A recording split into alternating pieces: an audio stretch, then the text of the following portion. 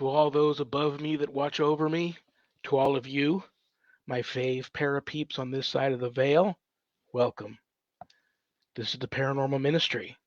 I'm your host, Sean Whittington. I'm a seminarian in the United States Old Catholic Church, and I'm coming to you live from my haunted home, my very haunted home, where I live. And it's not so quiet tonight, and it might have something to do with my guest, who you all love and respect. I love him and respect him, and I'm proud to call him a friend. He's in the green room. I'll bring him out ASAP, but that might have a little bit. You get two guys like us together, and you might get a little spike in the activity in a haunted location.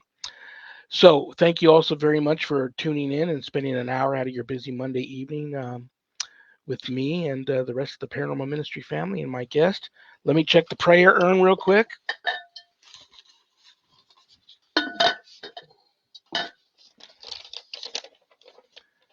Debbie A. from Pennsylvania. Pennsylvania, anywhere near Philly? Tell your Eagles to take it easy on my Commanders tonight. I am in need of some divine intervention, aren't we all, in my life? A miracle would do just fine, too. Debbie, God bless you. That's a wonderful request, and it's okay that you keep why you need this miracle and this prayer close to your heart. You don't have to always um, say something that you need a miracle for. I have been the recipient of divine intervention many times in my life, and miracles do happen. The power of prayer is very strong, and you can reach out to me later if you'd like to and discuss the issues that you're having that you need a miracle for.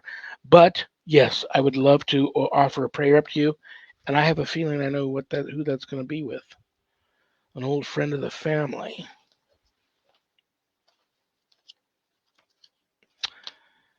Yes, I'm going to offer up a prayer for you, Debbie, to St. Jude, the patron saint of impossible or desperate causes.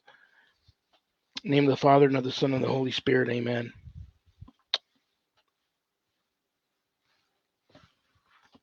St. Jude, Apostle of Christ, the Church honors and prays to you universally as the patron saint of hopeless and difficult cases. Pray for us in our needs. Make use, we implore you, of this powerful privilege given to you to bring visible and speedy help where help is needed. Pray that we humbly accept the trials and disappointments and mistakes which are a part of our human nature. Let us see the reflection of the sufferings of Christ in our daily trials and tribulations. Let us see in a spirit of great faith and hope the part we even now share in the joy of Christ's resurrection, and which we long to share fully in heaven. Intercede that we may again experience this joy in answer to our present needs, if it is God's desire for us. God, please help Debbie. And please, St. Jude, intercede for us and pray for us and for Debbie to our Lord and Savior, Jesus Christ. We know our prayers will be heard through your intercession. Amen. Debbie, I know you didn't ask for this, but I'm going to light a candle for you too, and it'll burn until it's done burning out.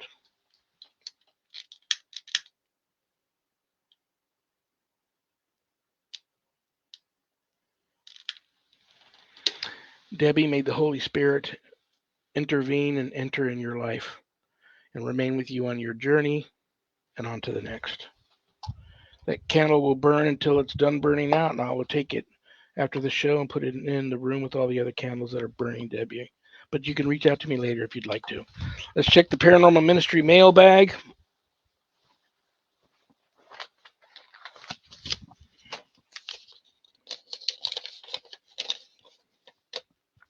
Henry B.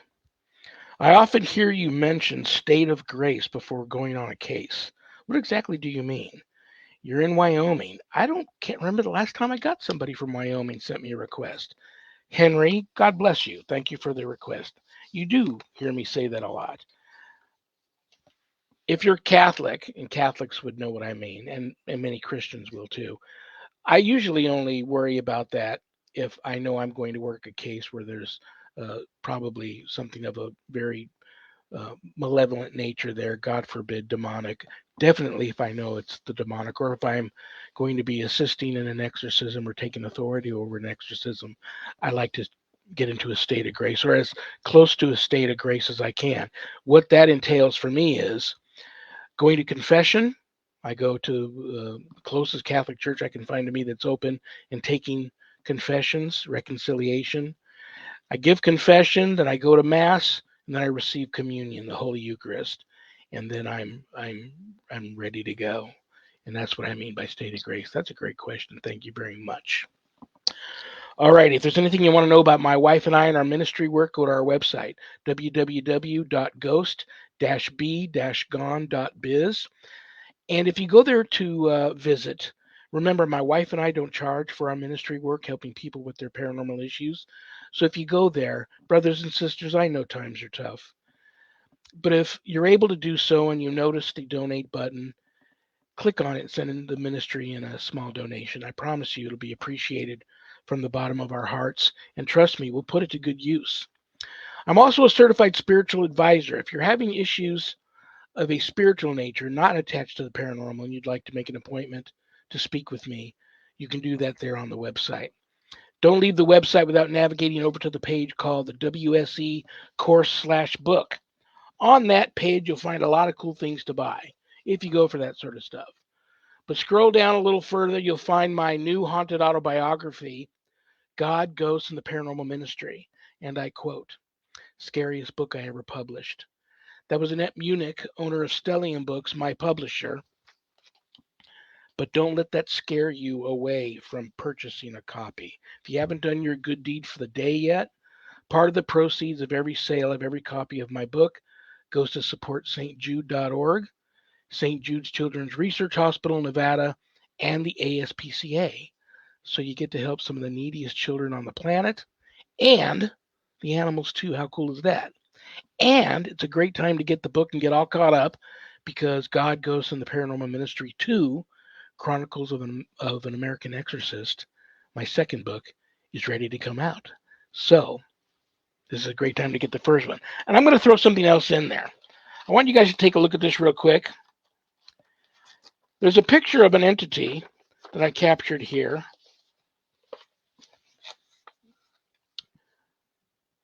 I don't know how well you guys can see it. Bottom picture. Do you see the figure standing at the bottom of the ladder there, looking up at me? Not so much if you get the book off of Amazon, and you can get the book a little less expensive off of Amazon. But if you buy the book from me and it leaves my office here, I autograph it and it comes to you enclosed in a house blessing kit. Some people have reached out to me after receiving my book that they purchased here from the office, and they've seen that apparition in their home. I know, everybody's head just exploded. I don't have an answer for that. That's pretty incredible. In addition, though, I've seen that apparition here in the home many times, but I find that crazy cool in a bizarre way. But I want people to start reaching out to me with their stories. If you've gotten the book from me, autographed in the house blessing kit, and it came from my office, and you have seen that apparition in your home, reach out to me, tell me your story. It might end up in a book. It might end up somewhere else, your story. Okay, scroll down a little bit further, and you will see the Worldwide Society of Exorcists, which I'm a founding member. I offer a 12-week online college-level course, Introduction to Spiritual Warfare, through the WSE. And this is a course for all you true warriors for Christ that long and have a calling to want to know more about how to draw your line in the sand, circle the wagons, make a stand, and put up a good fight against, God forbid, true evil if it ever comes calling. This is the course for you. You can enroll at the website. If you'd like more information about the course before making that type of commitment, call me. We'll talk about it. There's also a Worldwide Society of Exorcists Facebook page. You can read more about the course. Most importantly, keep all my former, current, and future students in your prayers. All my students that graduate get a stunning diploma certificate of completion suited for framing, along with some other very special blessed items that you can only get from me. Right now, I have open enrollment taking place for the fall class. Classes are limited to a certain number. So this is your opportunity. If you've ever wanted to take a course unlike any other course out there, Introduction to Spiritual Warfare through my eyes, um, this is the time to enroll. No, I'm not going to teach you how to be an exorcist. That's a different type of calling. This course is exactly what it is: Introduction to Spiritual Warfare through my eyes. Okay, the moment of truth. The reason why you all tuned in. I love this guy. I respect this guy. He's just a cool dude. And I'll tell you as much as I can about how we met without getting the both of us in trouble tonight. But he is an elite demonologist, elite paranormal investigator, and you all know him, you all love him. Please welcome to the show the one and only Rich Valdez. Hello, brother. Hey, brother, how are you? Oh my gosh, I miss you. It's been a long time. It's been a minute. Last time we saw each other was April. I'm just going to go ahead and address the elephant in the room that nobody else can see but you and I won't get you in trouble, I promise. You and I met at the end of 2021. We worked a project together. We worked on a project together, and then we worked on the same project a few months later, early 2022. Unfortunately, the world will not get to see the finished product till October of 2023. Um, but I just want to, you never know what's going to happen in this world. I don't know if you and I will, hopefully we get the opportunity to work together again. But you never know what's going to happen. And I just, you never know. So I just want you to know it was a pleasure meeting you, a pleasure working with you. I don't remember a whole lot because I did a lot of sleeping. I How do heard the you call. how do you nudge someone when you're being filmed? They're right next to you. I was like thinking of doing one of these because you were like right here. I was Oh thinking of my like god. maybe throwing something over, while still Yeah. listening to this. Okay. Here, in my Good. defense, I had Scott on this whole month. I booked the whole cast this month because we were told this was the month it was going to come out, the month and the year. So I booked you all, and I didn't want to reschedule anybody because I don't get an opportunity to. You guys are all so busy, and everybody's life is so different. I don't get a chance that often to get a hold of you guys. So I didn't want to. I just wanted to still bring everybody on and talk about it. Scott was on here, and I said that I just saw you on another show and that you were coming on tonight. And I said that I forgot about the sleeping part. He got a good laugh out of that, but he said, in my defense, I remember that they tried to cram in 2 weeks worth of shooting into 4 days the first Yeah. time, and the second time 2 weeks of shooting in 3 days. Those were some long days, man. First of all, I don't travel well. Um, and I don't sleep well in other places. The hotel was beautiful, so nothing wrong with the hotel, but I didn't sleep well when I was there, and I don't travel well. And these were long days, man. And that's my defense, and I'm sticking with it. But um, it is what it is. I hope I'm proud of you. You did such a great job on this project. I can't wait to see the finished project and watch you. And I think like I we all did said, a great job, to be honest with you. I mean, despite all the challenges, and it was very short notice. At least for me, it was. I can't speak for everyone else, but I believed I had just signed the contract, and then within 3 weeks, I was off to California, and then next thing you knew, we were all filming and meeting for the first time, and it was. Correct me if I'm wrong, but I think it was 7:30 a.m. to 6:30 p.m. straight, and we only had 30 minutes of lunch, if that. if that. Yeah, I remember 7 to 7, more. but Yeah, there it may have 6:30. been. It was a And blur.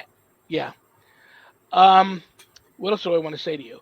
Regardless of how it's perceived, I have never been a part of a project like that. I have never seen anything like that before, and I'm proud of it, and I'm proud of all of you.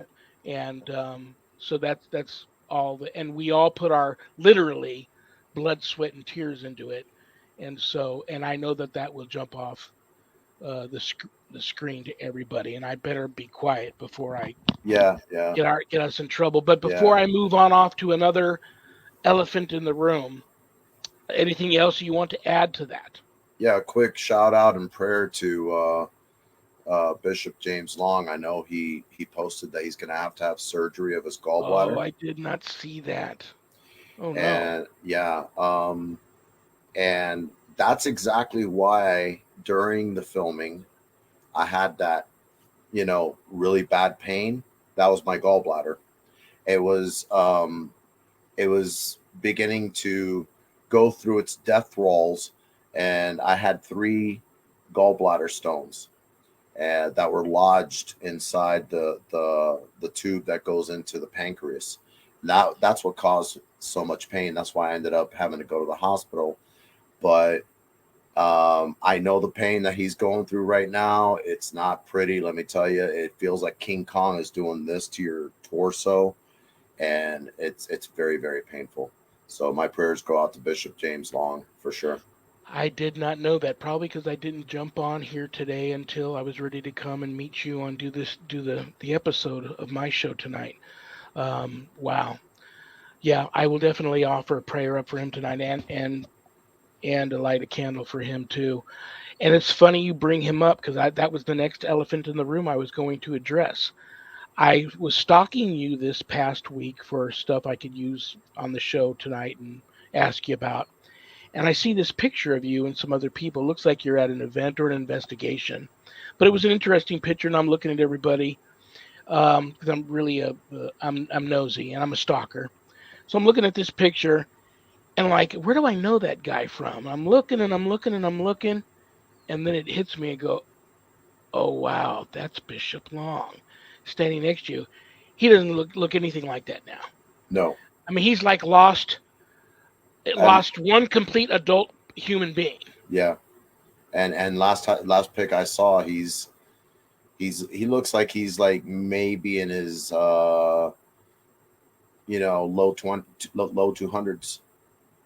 God bless him. He looks He great. was extremely obese at the time. If you're talking about the picture of um, Mid South, where it's him, myself, and Kat Lang, he was somewhere in the upper 300s at that time, and very unhealthy at that time. He was always complaining about. Well, he's always complained about his migraine headaches, but they were even worse then. Um, but that was wow. I'm trying to remember exactly what year that was. I think it was 2008. I Yeah, it was a long time ago. Yeah, I clicked on it and saw the comments and it looked like it was posted like 10, 12 years ago. yeah, something like that. Wow. It's been a minute. That was in Lexington, Kentucky, if I'm not No, it was in Louisville, and we had a great time. I think we were the only sober ones there, so it was funny seeing everybody else getting drunk afterwards. And I've never been a drinker anyways, so Bishop and I just watched everyone and poked fun and see what that one did and what that one did, and it most of the time we pretty much just kept to ourselves and offered prayer that people wouldn't fall on their face. Well, before we get into demonology, I have to ask because I worry about you. I worry about everybody. I am a worry wart when it comes to my friends and my colleagues. You were having some health issues when I met you. Yeah. And how are you doing today? How's all of the health issues and things that you've struggled with, both physically and emotionally, and I'll get into that a little bit too. Yeah, like I said, come to find out, and when we were filming in December, I didn't know what I had, and it was gallbladder stones. And if anyone's ever had gallbladder stones or they've had their gallbladder removed, which eventually in January 24th, I ended up having to go in for emergency surgery to have my gallbladder removed. I remember that. Um, that was not fun. I'm doing good from that. But about a month after that, I ended up with necrotizing pancreatitis. And come to find out that the cyst that was growing on my pancreas was the size of a Nerf football. And Whoa. it had literally enveloped my whole pancreas, and it had E. coli in it, and it had burned a hole about this big into it. And as you know, pancreas is what gives out your insulin, it gives out all the hormones, it gives out all the important nutrients in your body. And I had no idea. So I had, from the time, I believe you were the first one to mention it when I showed up in April. And I was just one day removed from the last um, antibiotic that I had to take. And you were like, what happened to you? You've lost a lot of weight. And the reason was when you had seen me, I was at 195. And before everything with the pancreas, or the not the pancreas, the gallbladder had started, I was at 220. Wow. And I went from 220 all the way down to 156 pounds. And that's when you saw me back in April. I was weighing 156 pounds. And I was that close to dying because they said if I had waited 2 more days and that cyst had burst, the E. coli would have gone all over the place and my organs would have been destroyed because E. coli is a flesh-eating bacteria. So it was a miracle that I made it through. Wow. That's incredible, brother. I'm glad you got through that. I'm glad you're doing much better. You look great tonight. Thank you. Um, what else do I want to ask you? I want to ask you something, and if it's too soon and you'd rather move on off the topic, you know me. All you got to do is tell me, and we will. But I would have to say now, 10, 11, 12 years ago, a year apart from each other, I lost my father, then my mother. Took it very hard. Probably still not over it. Um, my sisters, they know what I do, and they're always saying, "Don't conjure, mom and dad. If they want to visit you, fine, but let them rest in peace." And that was never my style, anyhow, conjuring. But I know you recently lost your father. I know it hits you hard, and I get people every day. That's probably the number one request. Close friends, well, family members, the loss of family members, the loss of close friends, and the loss of animals. I get people reaching out to me a lot needing help with that and prayer for that. So, would you like to say anything to all the people out there really struggling with loss like you've recently had, and how to deal with it?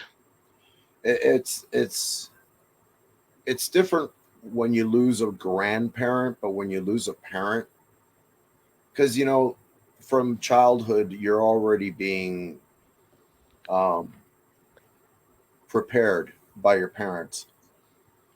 Hey, your grandparents are old. Listen to them. Don't get into any trouble. Don't give them any grief, and you stick with that. It's in your head for even into your 50s, like me. And I was like, I never thought that would apply to my dad. Um, when you lose a parent, it's a lot harder. My dad was my first Superman, like I had told you when we were filming. Um, he got sick uh, in 2021. It started in, I want to say, yeah, May. Early May is when he got sick. And at first, it was just a blockage in his intestines. And then he went in for surgery. He was 89 at the time. And then We thought he was going to recover, but he just kept on having one issue after the other. And by August 2nd of 2021, he passed away. Just one day before his birthday, actually. And that was really, really hard. And I was already sick. I was already beginning to feel the effects of my gallbladder going out on me, but I ignored it. And as you know, that whirlwind of uh, the show happened. My recommendation, honestly, and I've had, I'd say, three dreams with my dad since he's passed. I've heard his voice also speaking to me. Like when times have gotten really hard, I've heard him speak to me, and it's funny. He'll speak to me in Spanish the same way he did in life. And him being an old Cuban man, he still spoke to me in Spanish even in death. But it sometimes sounds Spanglish, you know. Yeah. It's like now, he's free of this mortal coil, so he knows English, Spanish, French, and everything you could possibly think of. So that being said, when he's spoken to me, it's really weird because I hear his voice, but he sounds younger. He sounds more vibrant. He sounds alive. And I think oftentimes, and this is a message that I can share with everyone, oftentimes we think of death as the end. To me, it's just the beginning because we're finally free of this body. And I'll remind people that when Jesus died on the cross, his physical body did die, but on the third day he rose. And when he rose with a glorified body, which is what we will eventually have. But he rose having, I guess you could say he was giving us a preview of, I guess, what we are going to evolve into spiritually and physically. And that being said, I think lots of people don't see death that way. People see death as the end, finality, when in fact, to me, it's just another birth. It's kind of like the caterpillar into a butterfly and on. And that's something that we should look forward to. The finality part is for us is we never get to see that person alive while we're alive anymore, but we will in death. Yeah. Absolutely. Well said, brother. Are you hanging in there? You doing okay with that? Um, I'm bossing up, it's man. it's funny that you mentioned Cuban, and you remind it. I instantly thought of this friend I had when I was in the Navy. First of all, I thought Cubans all came like you. I didn't know they come in extra, extra, extra large. This guy was big, Roberto, but I used to call him Bob, which he hated. But we got so tight. His parents were both born and raised in Cuba. He wasn't. He was born here, but Mm-hmm. heavy accent. I mean, you look at the guy, you thought he just, got off a boat and climbed up onto the naval ship from Cuba. But he taught me something, and you also bring up drinking earlier, and I'm a reformed hardcore alcoholic and drug addict. But when I was in the Navy, he turned me on to two things which I was addicted to for a long time: Cuban rum, which I used to tease him and go, Cuban rum, Puerto Ricans are the ones that make the rum. He would No. get mad at me and say, check this out. And Cuban cigars. And I didn't smoke. But he turned me on to taking a double shot of dark Cuban rum, legit Cuban rum, and a Cuban cigar. And, you take a little sip of the rum, you take a couple of swigs off the cigar, don't inhale. There was something like, for lack of a better term, religious about that. And I used to love that. And I got really addicted to that when I just wanted to go out on the back porch or the front porch and forget about everything and just relax. But that got very expensive because legit Cuban rum's expensive. And I just got online the other day to look at some of those Cuban cigars. Um, and it was like $280 for a bushel of 24 of them, of the kind that I remember him used to get. But he Yeah. used to get this stuff. His parents still had connections. This is the 80s I'm talking about. They had connections somehow to still get the Cuban cigars and the Cuban rum out of there. And I never asked him what the connections were, but and my There's a black mother, market for everything, Rev. yeah, There's a black market yeah. for everything. And I've Well, I've known of this because I live in Miami, and I had connections for rum and cigars and cigarettes that well, came straight from my mother Cuba. was Brazilian, and she taught me black bean Brazilian stew, but I served that to many Cuban people over the years that I've met, made friends with, had them over for dinner, who they say this is a dish that we serve in our home. So there must be a connection there with that, the black beans and the rice and that type of stuff. But just wanted to throw that out there. You mentioned your dad was Cuban, and I just all of that memories came rushing back. Okay, you ready to jump into the deep end of demonology without the floaties on and see if we make it through it? I don't know. I had the floaties right here, but if you insist, sure, why not? And hi to everyone in the chat room, by the way. I wasn't going to ask you this question, and in the green room when we were talking, you brought it up, and then I reached over. Like I'm not gonna. If I try to move the camera, I know it's going to fall, so I'm not going to touch it. But my office on both sides looks like the opening library scene in the original Ghostbusters. Stacks upon stacks upon stacks upon. People keep sending me books, and I'll never read all of them. But I have two books: the Christian Demonologist Handbook, the Catholic Demonologist Handbook. And I haven't cracked them open. I don't know if I'm going to get to crack them open. I'm buried in seminary studies and a lot of other books that are ahead of those. Address the two. I know you are a demonologist, resident demonologist for the United States Old Catholic Church, which I am a seminarian in. You've got a wonderful website. I just went to yesterday, Paranormal Consulting Agency, all one word.com. And you've got the Paranormal Clergy Institute, your director, And owner and as well. people have already ask them about when Greetings from Beyond is coming back, and you can get to that later. But let's talk about demonology. After you explain the difference between those two, I want you to rant about people that buy a book like that, read it, then they all of a sudden are a demonologist. So now the show's yours, brother. Well, there's actually I would recommend first the Catholic demonology book, but actually there's a series of five. So you may have one out of five, and I don't know where the other. It's very hard to find.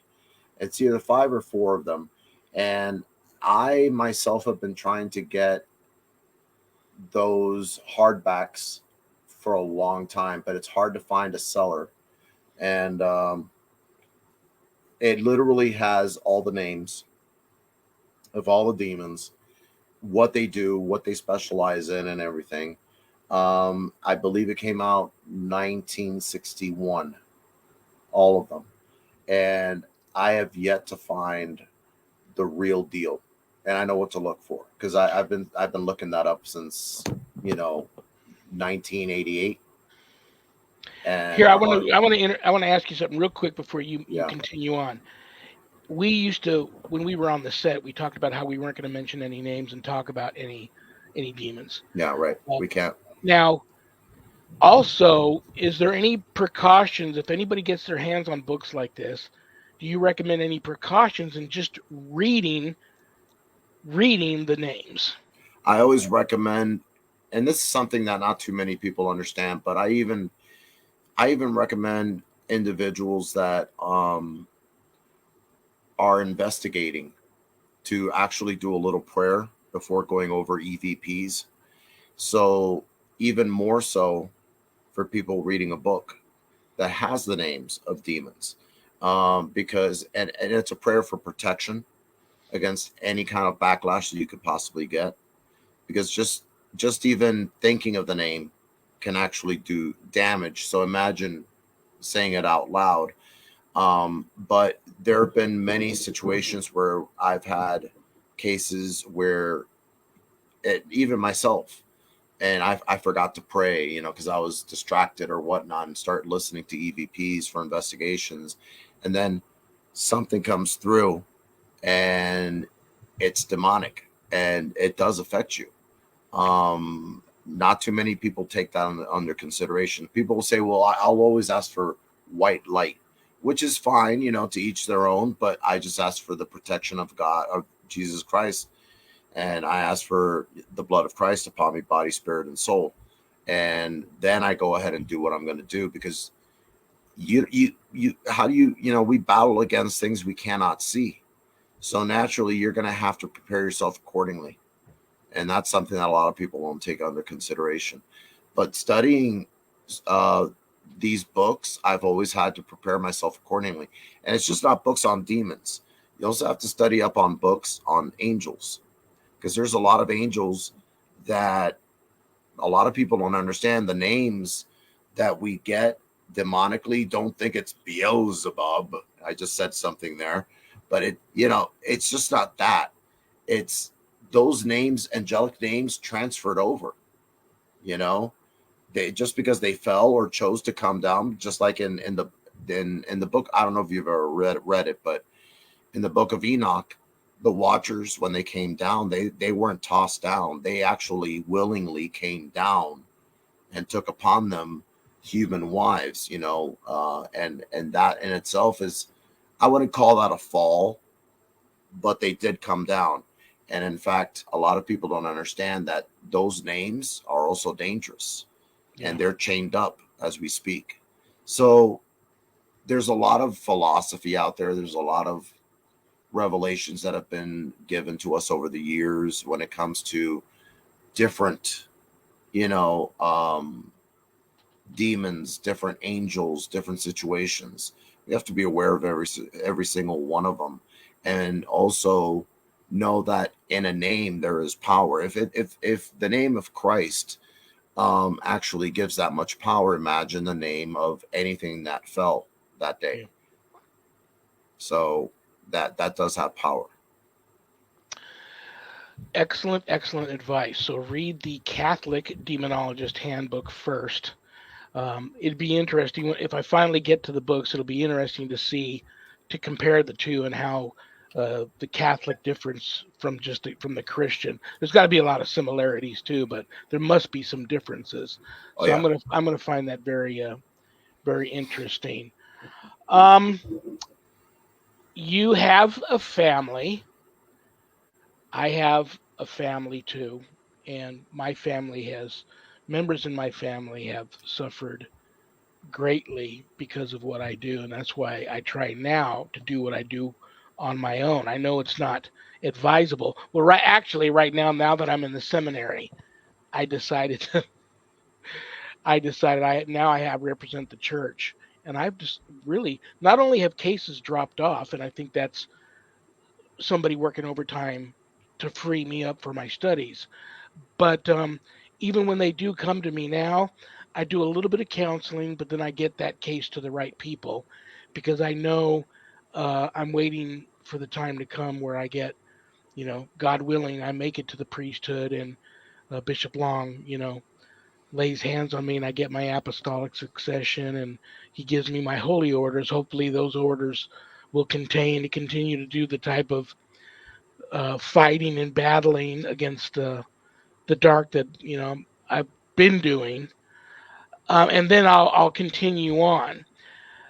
Talk about the dangers of what we do when it comes to having family members, and any advice you may have for people that want to get into this field. And then you can go right into a rant if you have a rant about these self-proclaimed demonologists that read a book but they don't really know what they're doing. I'll try to stay away from the rant, but um, Because what we do, we help a lot of people. And I'm yeah, getting people calling me now that, well, I had so and so come over and help me, and he just made things worse. She just made things worse. They came in and they did this. Is that anything you do? And I hear some of these I don't things make things happening. worse. At least I don't think I do. Usually, I'm the cleanup crew after those people have gone in there. Pretty much, yeah. Um, what I would say is there's way too many hands in the cookie jar right now. A lot of self-proclaimed demonologists, and before I get to that part, something that not too many people know when it comes to demonology. Back in the day, and I'm not talking about like 1970s, 1960s. We're talking about, I'd say 800 years back, maybe even longer. Individuals that were just specifically demonologists or exorcists had to live a life of sobriety, and also they couldn't marry, they couldn't have family. um in fact, they were sent off to live by, I would say, a village, I'd say about a mile and a half, 2 miles away, alone. They were hermetic, and the reason being that they could only be called upon to deal with something demonic if the villagers felt there was something demonic going on, called in to actually investigate. Then they would actually send a messenger over to the clergy to bring clergy over if they found it to be demonic. The reason that they had to take an oath, of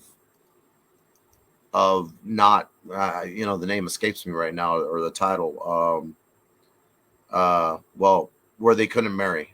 Yeah, I forget the celibacy, I believe. celibacy. Thank Yeah, you.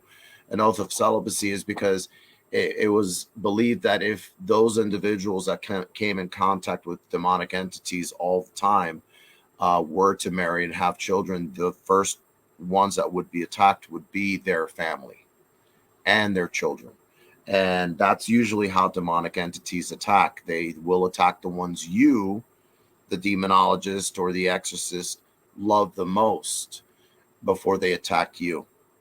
And people always think that it's you they attack. They will attack you, but they will attack you in a roundabout way. They will attack you emotionally first. And a lot of people think that it's, oh, you're going into battle. Yes, you are, but it's more psychological yeah. than it is anything I have else. always found the psychological attack to be far worse than It anything is, physical I've ever encountered. because the physical will come naturally. I believe the physical comes after, but it sometimes comes before. But they will try and get to your psyche before they get to you physically.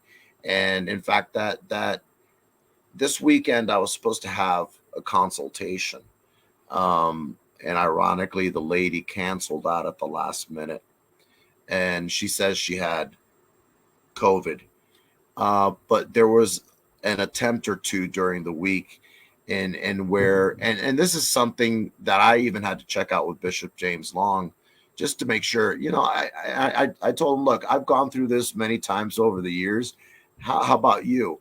Where all of a sudden the individual, the client will go out saying, I need help, I need help.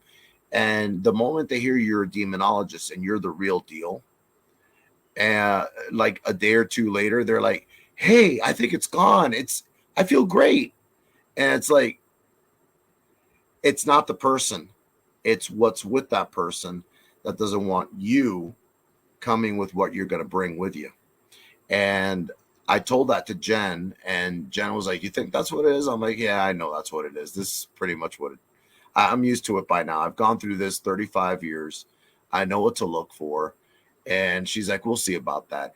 So I told her, look, because she was the one in contact with this client. I said, play it off like, oh, that's great. Then we should just, go over there and make sure that everything, all the portals or whatnot are closed or whatnot. But mind you, this is an individual that had conjured some big time names. I'm not going to say them on the air. And I was like, you've got to be kidding. And you know what you're going to find amusing, Rev? This individual said, isn't it possible for demons to protect you against demons? I was like, what? Are you, that's like, okay, so you could say you have to fight fire with fire, but not in this situation. A demon is a demon is a demon. I found it to be very amusing that was even a question. So, ironically, on the very day of Saturday, she canceled because she said she had COVID. Well, I'm not going to be available come this weekend, and she's going to have to wait. And besides, I would have waited anyways a good 2 weeks if she had COVID. But we'll see what happens in 2 weeks. But oftentimes, if it's the real deal, and I think in this situation it really was the real deal, the demon, not the host, the demon, will actually say, "Hey, yeah, no, everything's great. You don't have to come over," because they know, and I get that a lot. I don't know. Maybe it's the face, maybe it's the beard. I don't know.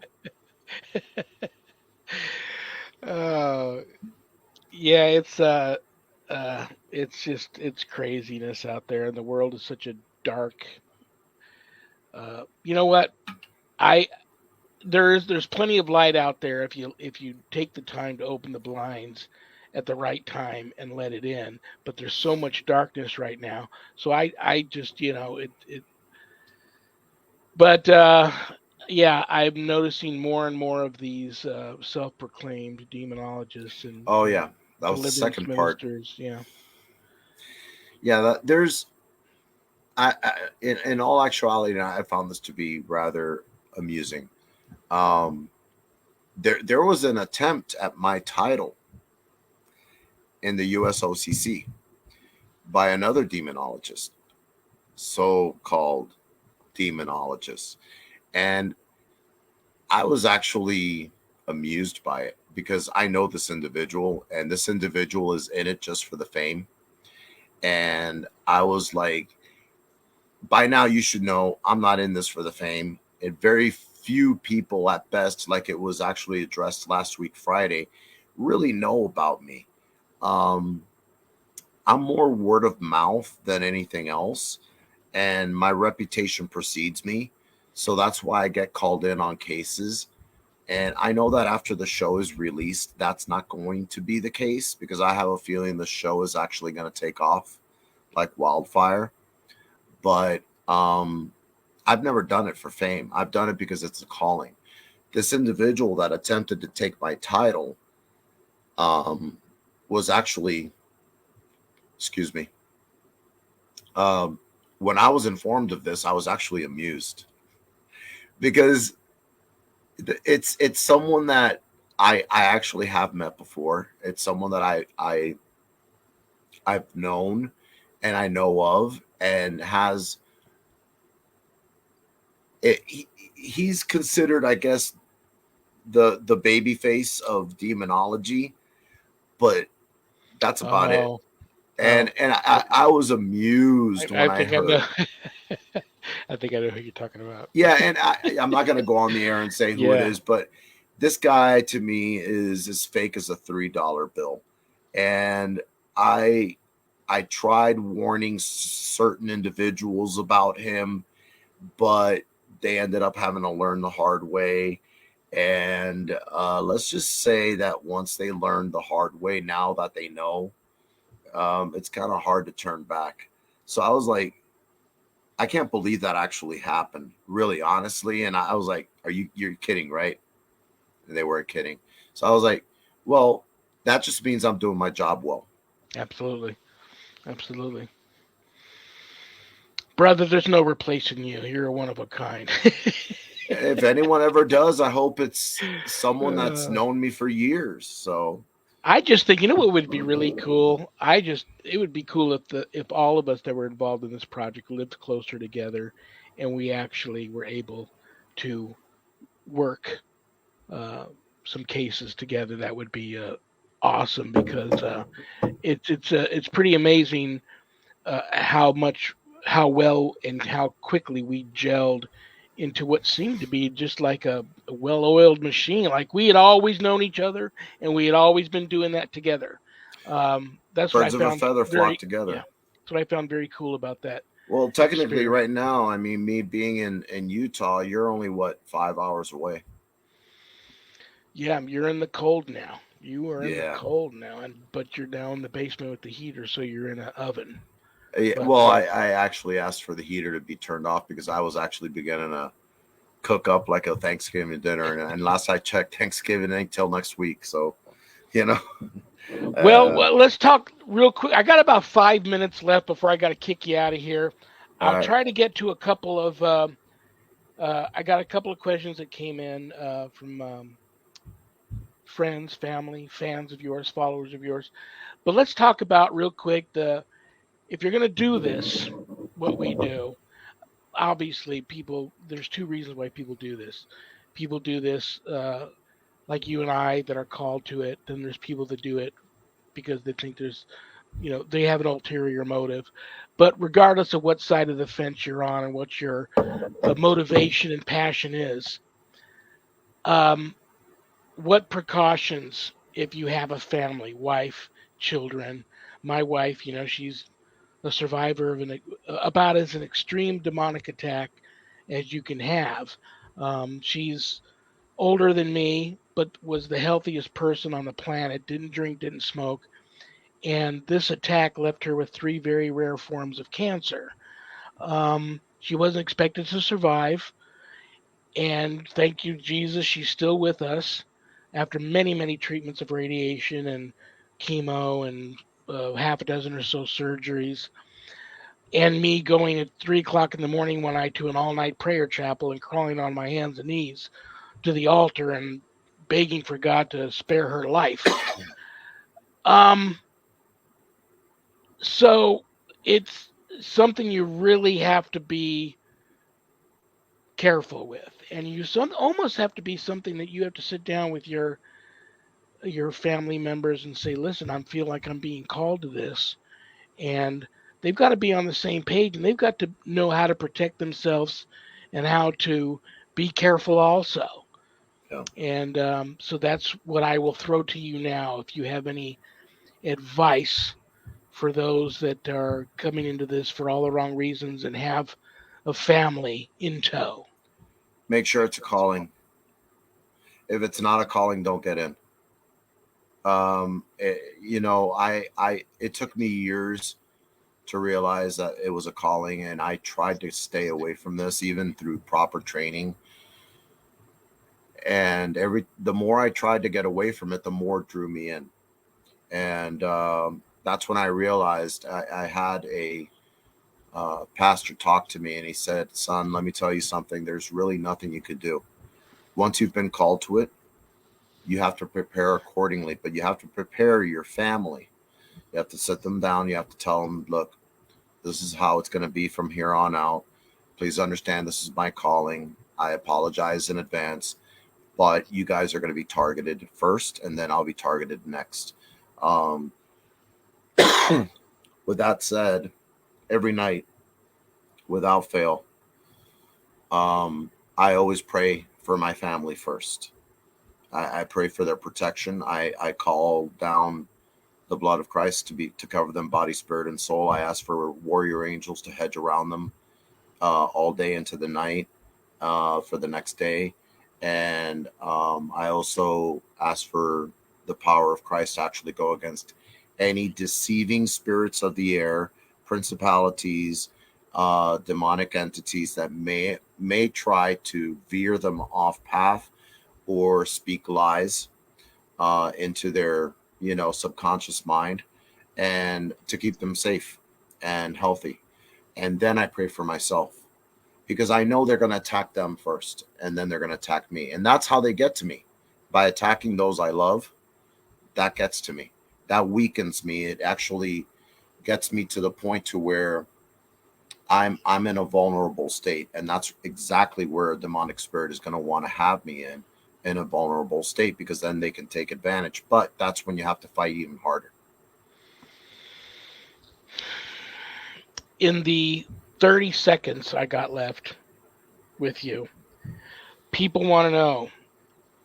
They hear that Greetings from Beyond Radio is coming back.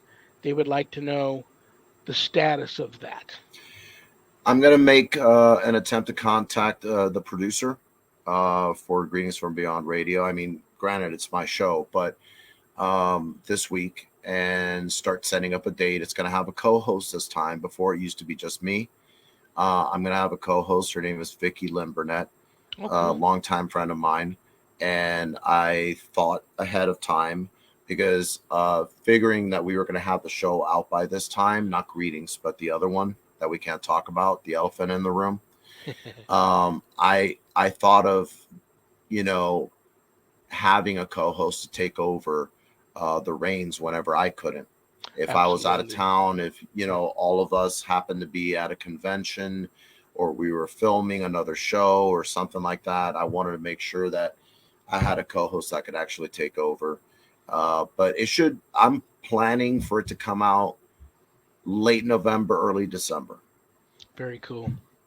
And I will try to listen as often as possible. Um, Thank you. Dude, like I don't know what else to say to you other than I love you. I respect you. I'm glad you're doing well. Give your little angel of a daughter a big hug and a kiss for me. Thank you. I Every will. of your huge family who's there with you now, give them all a big hug and a kiss for me. I will do. You're on my prayer list. I pray for you a lot. Can't wait to see the finished project and watch you. I get a chance to sit back. I hate watching me, but I watch all of you guys work because, like I said, it was I had a front row seat to all of that, and it was just a life changing, once in a lifetime opportunity and experience, and I just had the greatest time. You are, like I said, you're a very special person to me. I hope you had fun when you come back. Definitely. It's my second time. Why not go for three?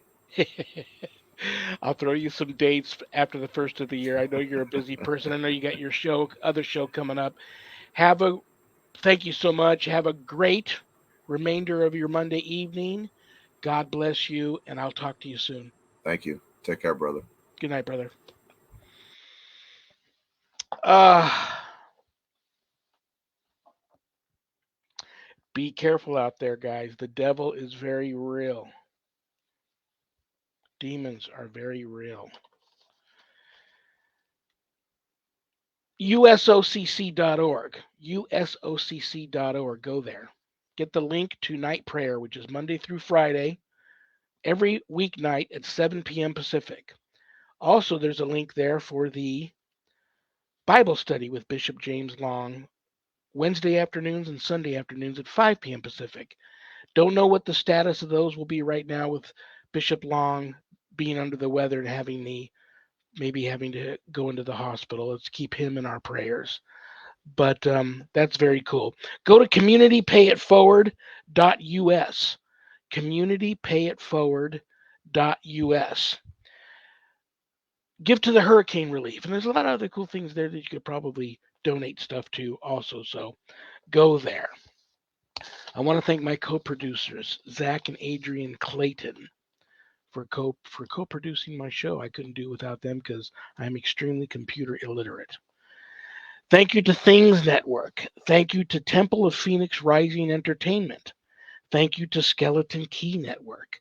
Thank you to PACT, little p, capital ACT, Podcasting for All Coming Together channel, for all of these networks simulcasting my show. God bless you all for doing that. I will be here this coming Friday. Oh my gosh. If you're still watching, Rich, I forgot to wish you happy birthday this coming Thursday, November 17th. He's a Scorpio. I'm a Scorpio. My birthday's the following day, Friday, November 18th. Forgot to wish him a happy birthday. I'll do that after I get off here. Um, oh my gosh, great guest. Ira Wolfnesson. You guys love her. Lifelong occultist turned Catholic. And she's also an authority on the mysteries and on so many other things. She's gonna rock your guys' world. So that's my birthday present. Having Ira Wolfnesson on the show this coming Friday, the November 18th. Also, I think I have a 1 year anniversary coming up with Zach and Adrian taking over the producer duties of this show. I'll double check with Zach, but I think I have an anniversary coming up with the two of them also this coming Friday. That's going to be a great show. Bad joke time. A joke I'm going to pull out of this haunted Carnival Barker hat, a joke that one of you sent in. My poor attempt at putting a smile on everybody's face before I say goodnight.